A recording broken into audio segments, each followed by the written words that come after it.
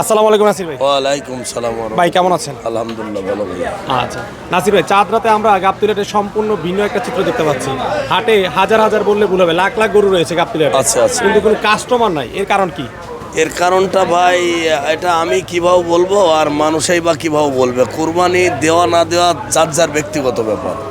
এবার হয়তো আল্লাহ কুরবানি ওরকম কবুল করে নাই, আর নয়তো এরকম আমার 30 বছরের ব্যবসার অভিজ্ঞতা আমি এরকম বেচা কেনা দেখে নাই যে কুরবানি 5 দিন 7 দিন আগে থেকে নিতাছে লাস্টে যাই নিল না, সেটা একটা।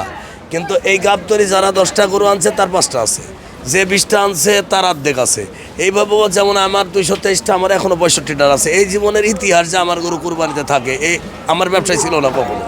এই 30 বছরের ভিতরে আমার কোনো দিন কুরবানির পরে গরু থাকে নাই। এবার এরম রয়ে গেছে, প্রতিটা ব্যাপারই হতভাগ্য হয়ে গেছে যে আসলে এটা কি।